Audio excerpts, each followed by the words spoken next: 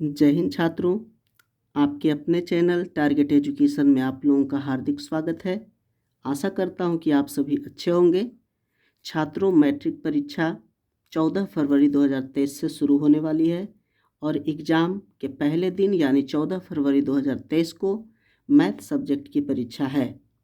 तो छात्रों, आप लोग प्रतिदिन मैथ का रिवीजन करते रहिए। आज मैं आप लोगों के लिए कुछ महत्वपूर्ण गणित के प्रश्नों को लेकर आया हूं, जो कि परीक्षा की दृष्टि से काफ़ी महत्वपूर्ण सिद्ध होगा। आप लोगों से एक छोटी सी रिक्वेस्ट है कि यदि अभी तक इस चैनल को सब्सक्राइब नहीं किए हैं तो सब्सक्राइब कर ले तथा बेल आइकन को भी ज़रूर दबाइए, ताकि इसी प्रकार की वीडियो की नोटिफिकेशन सबसे पहले आप तक पहुंच सके। तो आइए शुरू करते हैं आज का पहला प्रश्न। जी हाँ, आज का पहला प्रश्न है कि 0.875 को P/Q के रूप में लिखें, जहाँ P और Q में कोई उभयनिष्ठ गुणनखंड नहीं हो। जी हाँ, इस प्रकार के प्रश्न एग्ज़ाम में बार बार आते रहता है। तो इसको सोल्व करेंगे। सबसे पहले क्या करेंगे कि इसको P/Q के रूप में लिखने के लिए 0.875 लिखेंगे और ये दशमलव हटा देंगे और नीचे दशमलव के बाद 3 अंक है तो एक पर 3 शून्य डाल देंगे। अब यहाँ कह रहा है कि इसमें P/Q में कोई उभयनिष्ठ गुणनखंड नहीं हो, यानी कि इसको कट करेंगे, जितना तक कट हो सकता है उसको कट कर देंगे। तो छात्रों, यहाँ 5 से कट होगा, तो 5 से जब काटेंगे तो 17 × 5 = 85, 2 बचेगा, 2 पर 5 = 25, यानी कि 5 मरातिम लगेगा तो ये कट जाएगा और ये 5 से कटेगा, 2 × 5 = 10 यानी कि 200, और 5 से कटेगा क्योंकि 5 है तो 5 × 3 = 15, 2 और 5 × 5 = 25 यानी 35 से कटेगा, ये भी 5 से कट रहा है, 40 × 5 = 200, फिर कटेगा 7 × 5 = 35 और 8 × 5 = 40। इस प्रकार से इसका आंसर होगा 7/8। जी हाँ छात्रों, इसका आंसर होगा 7/8। इसका नेक्स्ट प्रश्न देखेंगे। इसका नेक्स्ट प्रश्न है, जी हाँ, प्रश्न है कि बहुपद 3x² - x - 4 के शून्यकों को ज्ञात करें। जी हाँ, यहाँ शून्य ज्ञात करना है। शून्य ज्ञात करें तो शून्य ज्ञात करने के लिए क्या करेंगे कि सबसे पहले इसको तोड़ेंगे। जी हाँ, तो लिखेंगे हल में 3x² - x - 4। अब यहाँ देखते हैं कि 4 और 3 को गुना करते हैं तो 4 × 3 = 12। 12 को इस प्रकार से तोड़ना है कि जोड़ के या घटा के 1 आना चाहिए और गुना करने पर 12 आना चाहिए। जी हाँ, तो यहाँ लिखेंगे 4 × 3 = 12 होता है तो -4x + 3, यहाँ 3x² होगा, यहाँ -4 होगा। अब ये दोनों में देखते हैं कॉमन क्या है, तो ये दोनों में x कॉमन है, x कॉमन लेंगे, बचेगा 3x - 4। ये दोनों में यहाँ 3x होगा, ये दोनों में कॉमन कुछ नहीं तो 1 होगा, तो बच जाएगा 3x - 4। अब देख रहे हैं कि 3x - 4 जो है यहाँ दोनों मिल रहा है, तो 3x - 4 कॉमन ले लेंगे तो बच जाएगा x + 1। जी हाँ, अब क्या करेंगे कि यहाँ कह रहा है कि शून्यक को ज्ञात कीजिए, तो लिखेंगे कि 3x - 4 = 0, तो 3x = 4, ये माइनस है, ये साइड जाएगा प्लस होगा। जी हाँ, 3x - 4 = 0। अब यहाँ लिखेंगे कि x = 4/3। जी हाँ, नेक्स्ट अब यहाँ देख रहे हैं कि x प्लस 1 इक्वल टू 0, शून्य ज्ञात करना है तो x इक्वल टू -1। जी हाँ, तो यहाँ शून्यक हो जाएगा, शून्यक होगा, एक आया 4/3 और एक आया -1, तो यही दोनों यहाँ पे शून्यक है। जी हाँ, अब नेक्स्ट प्रश्न देखेंगे। नेक्स्ट प्रश्न है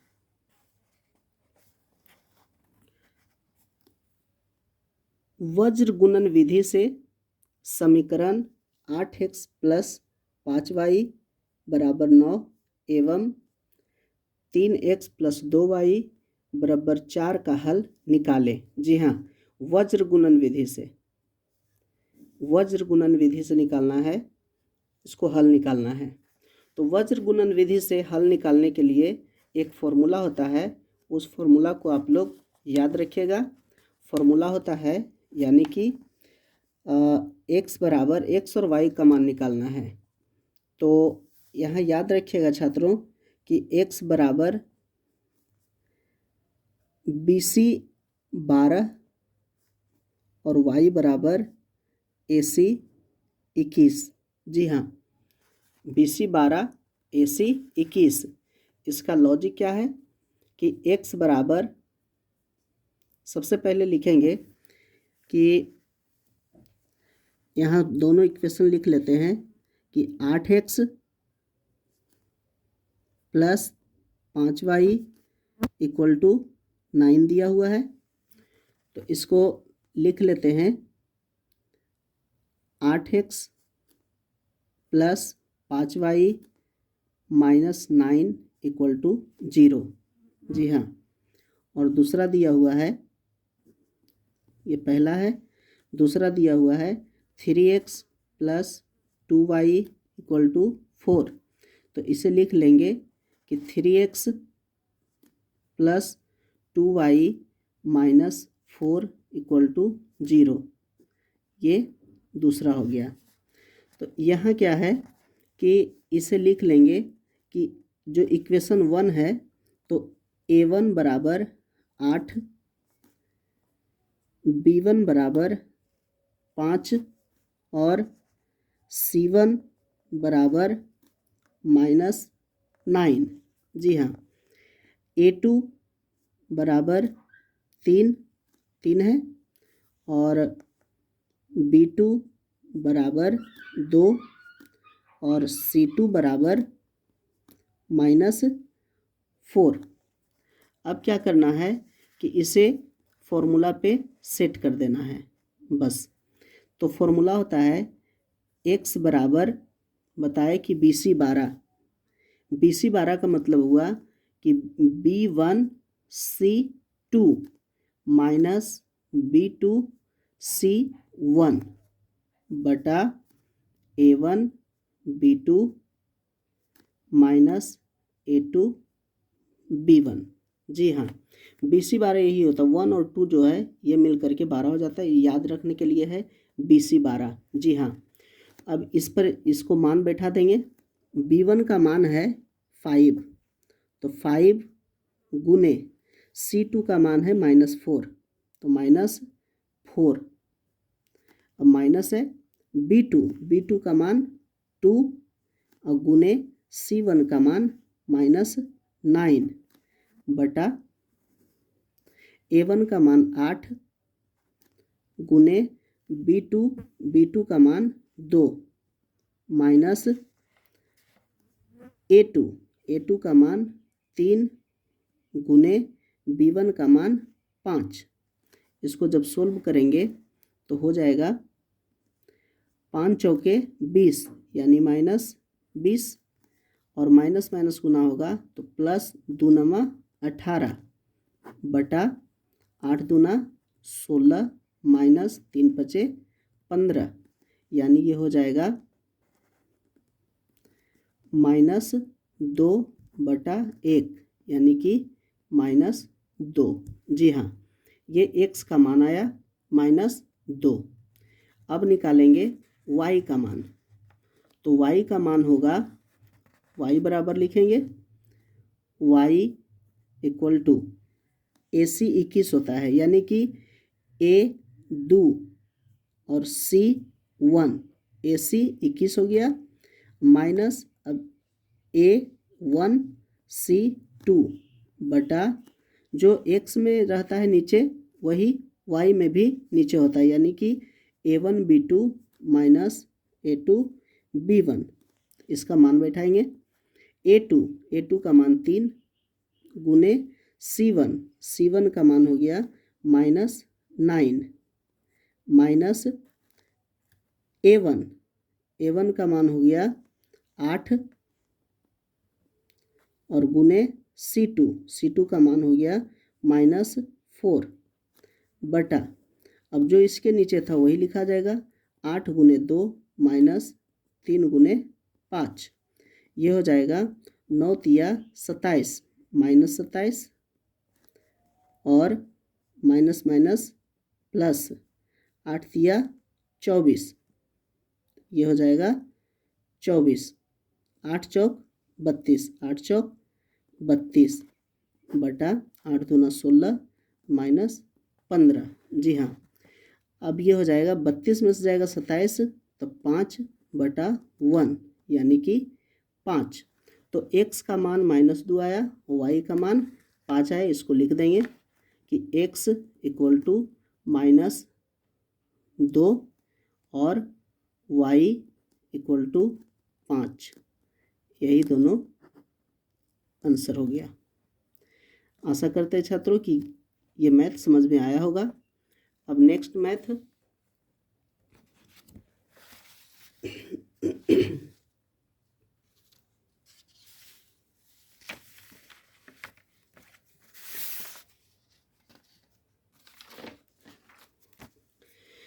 नेक्स्ट मैथ देखेंगे। इसमें लिखा हुआ है कि सिद्ध करें। जी हाँ, ये काफ़ी महत्वपूर्ण प्रश्न है। ये सिद्ध करना है कि cosec theta minus cot theta के whole square equal to 1 minus cos theta बटा 1 प्लस कॉस थीटा, ये सिद्ध करना है। तो इसमें सबसे पहले लिखेंगे LHS से चलेंगे लेफ्ट से। तो यहाँ होगा छात्रों कि LHS equal to cosec theta minus cot theta का होल स्क्वायर। अब इसको बदलना है कॉस में, तो कॉसेक का मान होता है 1/sin थीटा माइनस कॉट होता है कॉस थीटा बटा साइन थीटा। क्योंकि साइन थीटा बटा कॉस थीटा बराबर टेन थीटा और टेन का उल्टा होता है कॉट, तो कॉट का मान होता है कॉस थीटा बटा साइन थीटा। इसका हो जाएगा होल स्क्वायर क्योंकि स्क्वायर है इक्वल टू, यहाँ एलसीएम लेंगे तो ये आ जाएगा साइन थीटा, साइन से साइन कटेगा तो यहाँ 1 होगा माइनस यहाँ कॉस थीटा होगा क्योंकि साइन से साइन कटेगा, इसका होल स्क्वायर। जी हाँ, अब ये हो जाएगा 1 माइनस कॉस स्क्वायर थीटा बटा साइन स्क्वायर थीटा। जी हाँ, अब इसको लिख सकते हैं a square minus B square यानी कि 1 plus cos theta into 1 minus cos theta बटा साइन स्क्वायर थीटा बराबर होता है 1 minus cos 1 minus cos theta का होल स्क्वायर। जी हाँ, 1 माइनस ये होल स्क्वायर हो गया, यहाँ होल स्क्वायर होगा। जी यहाँ होल स्क्वायर, तो इसको लिख सकते हैं हम 2 बार और यहाँ होगा 1 माइनस कॉस स्क्वायर थीटा। जी हाँ, तो इसको हम लिख सकते हैं 1 माइनस कॉस थीटा, ये होल स्क्वायर है तो इसको 2 बार लिखेंगे, 1 minus cos theta into 1 minus cos theta. जी हाँ, तो 1 minus cos theta into 1 minus cos theta बटा यहाँ होगा A square minus B square, तो ए प्लस बी यानी cos theta into 1 minus cos theta. अब यहाँ देखेंगे कि कौन कटता है, माइनस वाला जो है कट रहा है, तो यहाँ लिखेंगे कि 1 माइनस कॉस थीटा बटा 1 प्लस कॉस थीटा।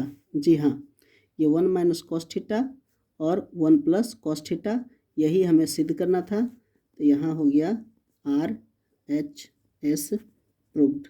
जी हाँ, यही प्रूव्ड हो गया। नेक्स्ट देखेंगे, नेक्स्ट प्रश्न यहाँ दिया हुआ है कि यदि ए बी सी त्रिभुज ए बी सी के अंतःकोण हो तो दिखाइए कि sine B plus C by 2 बराबर कॉस ए बाई 2।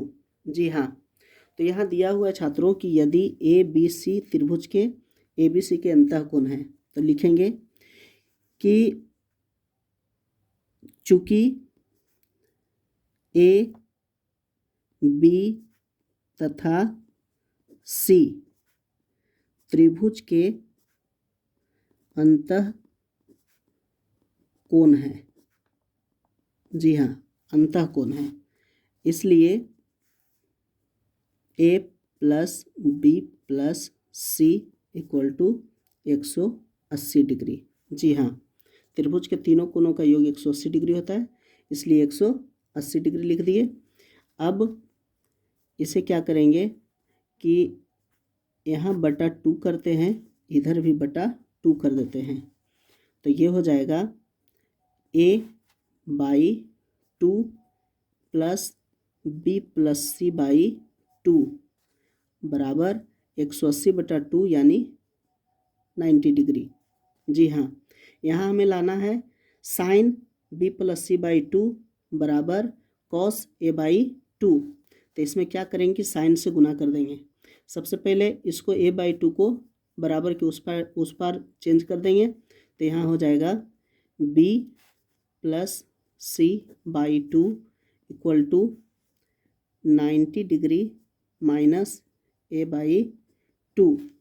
अब क्या करेंगे कि दोनों साइड साइन से गुना कर देंगे, तो यहाँ हो जाएगा sine into B plus C by 2 equal to sine 90 degree minus A by 2।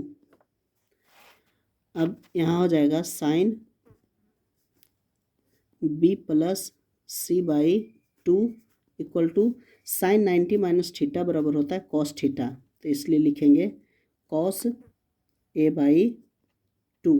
जी हाँ, यही प्रूव करना था कि sine B plus C by 2 बराबर कॉस ए बाई 2, तो यहाँ sine B plus C by 2 बराबर कॉस ए बाई 2 यहाँ प्रूव्ड हो गया। जी हाँ, नेक्स्ट देखेंगे, नेक्स्ट प्रश्न है यदि कॉट ए बराबर 8 हो तो साइन ए और कॉस ए का मान ज्ञात कीजिए।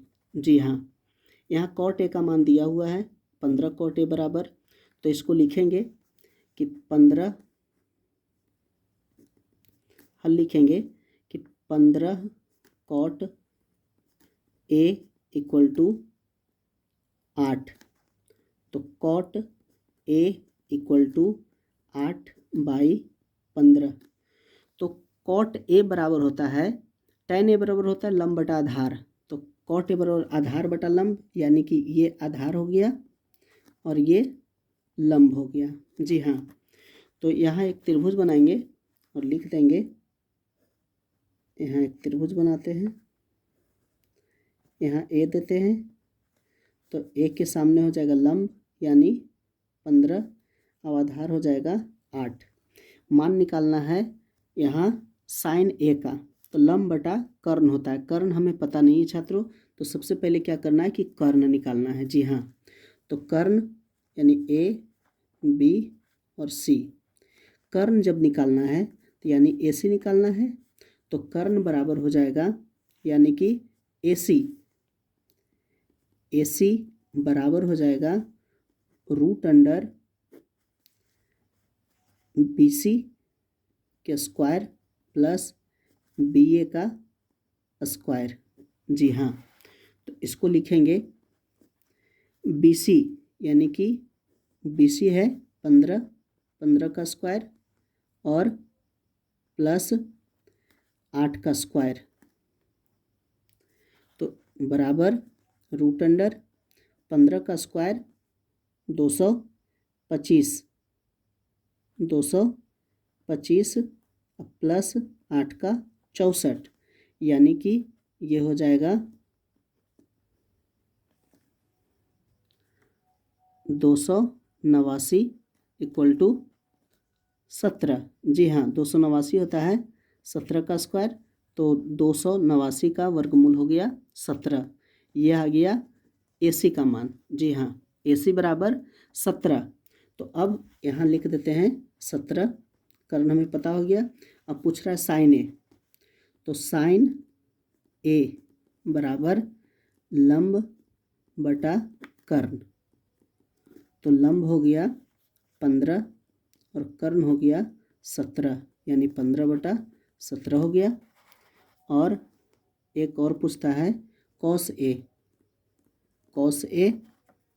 ये हो गया आधार बटा कर्ण, यानी कि आधार हो गया 8 बटा कर्ण हो गया 17, तो 8/17।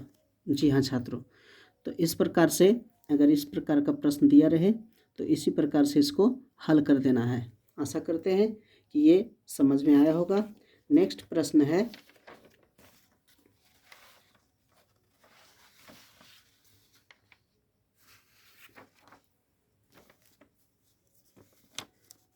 प्रश्न दिया हुआ कि एक द्विघात बहुपद ज्ञात कीजिए जिनके शून्यकों का योग 1/4 तथा गुणनफल -1 है। जी हाँ, तो यहाँ शून्यकों का योगफल और गुणनफल दिया हुआ है और ज्ञात करना है द्विघात बहुपद। तो द्विघात बहुपद का एक फॉर्मूला होता है, उसे याद रखना है। लिख देते हैं कि द्विघात बहुपद equal to x² minus alpha plus beta into x plus alpha beta, यानी कि शून्यकों का योग और शून्यकों का गुणनफल अल्फा इंटू बीटा। तो यहाँ x² minus alpha plus beta का मान दिया हुआ शून्यकों का योग 1/4 into x plus alpha beta का मान दिया हुआ है -1। जी हाँ, तो ये हो जाएगा x² minus 1/4 x plus minus हो जाएगा 1। अब देख रहे हैं यहाँ पर कि बटा में 4 है, तो यहाँ क्या करना है कि 4 से गुना कर देना इसको, तो ये हो जाएगा 4x² माइनस 4 कट जाएगा तो बच जाएगा x और -4। जी हाँ, यही आपका द्विघात बहुपद हो गया। नेक्स्ट प्रश्न है छात्रों, इस प्रकार का प्रश्न हमेशा पूछते रहता है। प्रेक्षण 8, 3, 4, 3, 5, 3, 6, 4, 3 का बहुलक क्या होगा? जी हाँ, बहुलक, तो बहुलक होता है छात्रों कि जो प्रेक्षण में ज़्यादा बार आता है वही बहुलक होता है। तो यहाँ हम देख रहे हैं कि 8 एक बार आया है, 3 1 2 3 4 बार आया है, और 4 2 बार आया है, 5 1 बार आया है, यानी कि सबसे अधिक बार 3 आया है। सबसे अधिक सबसे अधिक बार 3 आया है, इसलिए बहुलक 3 होगा। जी हाँ, बहुलक 3 हो जाएगा। नेक्स्ट प्रश्न है, प्रथम 5 प्राकृत संख्या का माध्य ज्ञात कीजिए। जी हाँ, प्रथम 5 प्राकृत संख्या का माध्य ज्ञात करना है। तो प्रथम 5 प्राकृत संख्या लिखेंगे।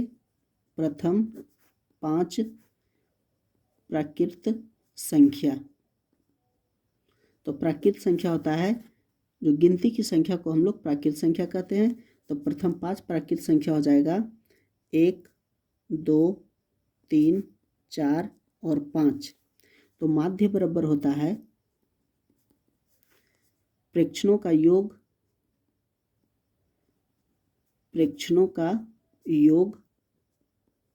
बटा प्रेक्षणों की संख्या। जी हाँ, ये माध्य बराबर होता है। तो प्रेक्षणों का योग यानी प्रेक्षण दिया हुआ है 1 + 2 + 3 + 4 + 5 और कुल प्रेक्षण है 1 2 3 4 5, तो 5 दे दिए। तो ये प्रेक्षणों का योग 5 और 4 9, 9 3 12, 12 2 14 1 15। जी हाँ, 15/5, ये 5 दिया, 15 कटता है, इसलिए इसका आंसर 3 होगा। जी हाँ छात्रों, इसका आंसर 3 होगा।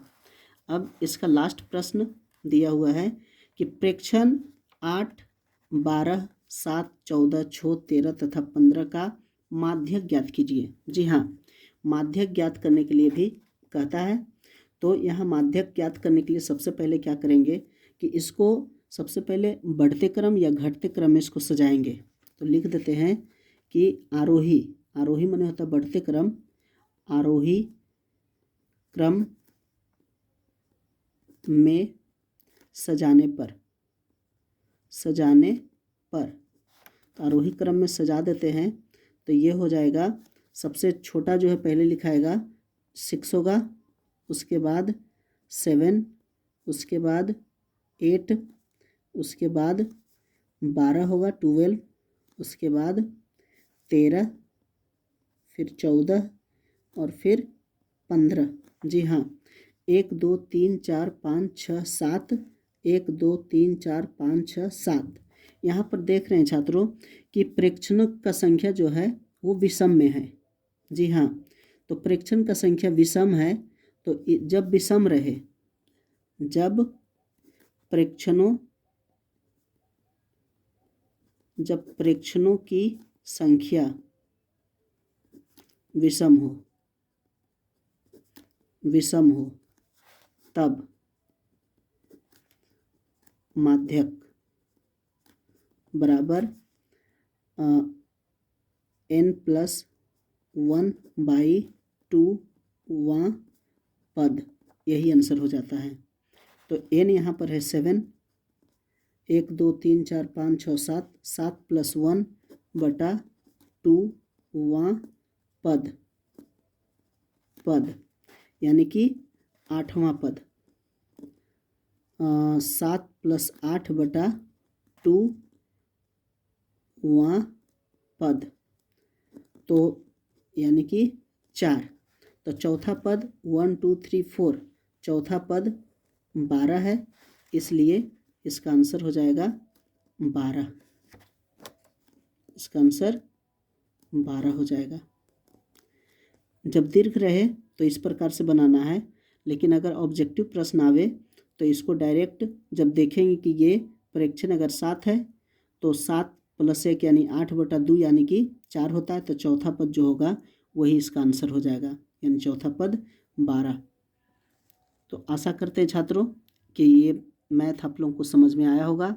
और छात्रों, इसी प्रकार का गणित ये मैट्रिक परीक्षा में आने वाला है, तो रिवीजन कीजिएगा। और अगर अभी तक मेरे इस चैनल को सब्सक्राइब नहीं किए हैं तो सब्सक्राइब कर लीजिएगा और बेल आइकन को भी ज़रूर दबाइएगा, ताकि मेरी इसी प्रकार की वीडियो की नोटिफिकेशन आप तक आसानी से पहुंच सके। और अगर वीडियो अच्छा लगे तो एक प्यारा सा कमेंट कीजिएगा, और जो भी प्रॉब्लम अगर हो तो हमें कमेंट करके बताइएगा। हम पूरी कोशिश करेंगे कि आपका प्रॉब्लम को हम सॉल्व करें। वीडियो देखने के लिए धन्यवाद।